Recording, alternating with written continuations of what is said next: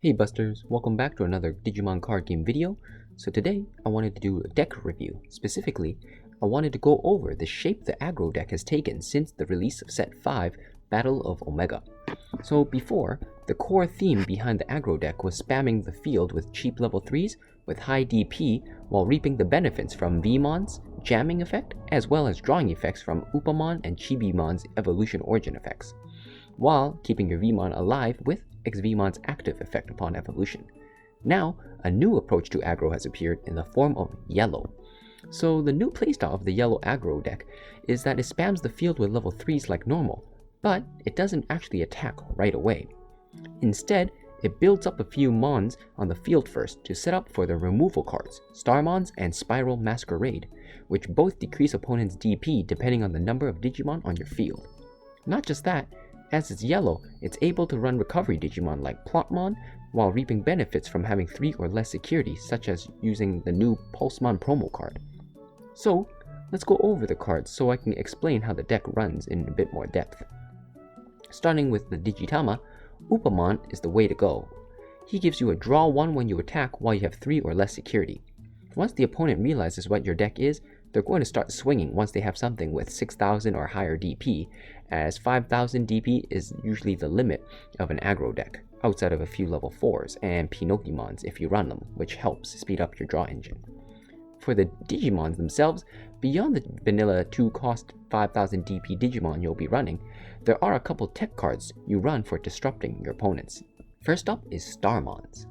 It grants minus 1000 DP for every Digimon you have on the field, including itself, meaning a minimum of 1000 DP in reduction. You would either drop it to reduce an opponent's DP to 0, destroying it, or drop it when you have 3 or more memory, letting you depuff something enough for your other Digimon to beat in a fight. Plotmon, while having a high play cost of 4, allows you to recover when you're low on security upon its destruction, and as it only has 2000 DP, it's almost guaranteed that it's gonna die. And of course, as you are running yellow, your Digitama, Upamon, or even the Coromon will allow you to evolve into Plotmon for free, allowing you to bypass that high play cost.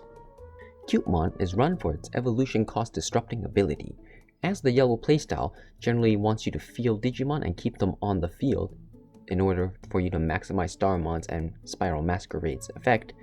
Cutemon is actually played for its ability to render your opponent's evolution cost reduction cards meaningless. Specifically, it's great to work against the current Shingeki decks that run Greymon, as well as, I guess, Nokia, which really speeds up their power. So by playing Cutemon, you just kind of leave it on the field as is to disrupt the opponent, and then use it to swing for some hits when you need to. Lopmon is run as a tech card. Lopmon's ability allows you to look at your top security card and decide whether or not you want to add it to your hand. If you do, it lets you draw another card from your deck, netting you a +1 for only 3 cost.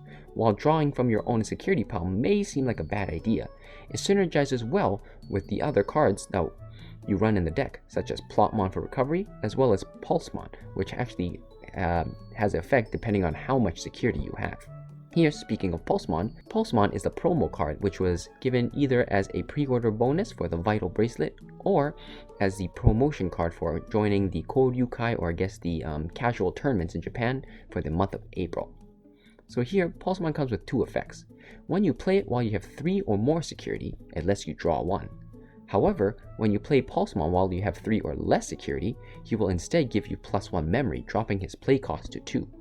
As you may have noticed, playing Pulsemon while you have exactly 3 security will net you both card effects of both draw 1 and a +1 memory, effectively netting you a +1 for a cost of 2.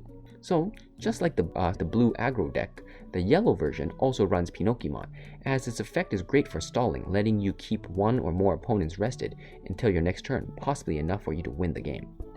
As for option cards, Spiral Masquerade is a great destruction card that works well with the yellow aggro playstyle. It gives minus 3000 DP per Digimon you have on the field, meaning you can destroy most blockers with just 2 Digimon on the field.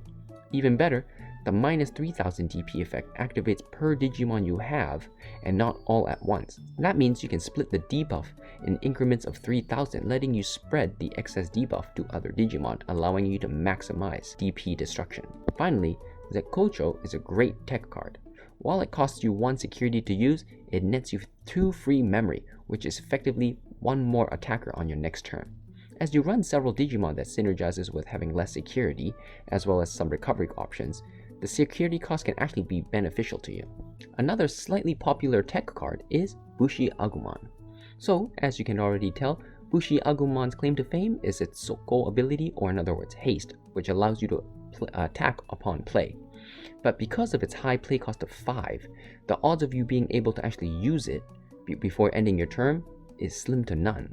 However, using Zekkousho, which grants you +2, if combined when the opponent somehow gives you a bit too much, such as 3, you are able to use that to get in that sneaky attack to win the game. But because of how, unlikely it is for that scenario or combo to work, that's the reason that some people only decide to tech it in and does not make it a staple card. So, there you have it. That is the new yellow deck in a nutshell. Its playstyle is similar to the old blue and green, but it trades its safety effects of jamming and XVmon's active effects for yellow's recovery and DB debuff destruction, which allows you to stall out certain games. Surprisingly, while most thought Takumi from set 5 would render aggro decks obsolete, the fact is not many people actually run him, which in other words allowed aggro decks to safely stay within the meta. So there you have it, guys. Hopefully you found this useful and maybe want to make your own aggro deck, or when the NA version of Battle of Omegamon releases, you guys know what to expect or can build it yourself for that surprise sneak attack. As always, guys, if you guys have any comments or questions about this deck or playstyle, or you have any combos of your own, please let me know down in the comment section below, and I would love to hear back from you guys, as well as making sure to answer your questions. As always, this is Buster-kun here, off because he's a little buster. 3, 2, 1, go. Cutemon is run for its evolution cost disrupting ability,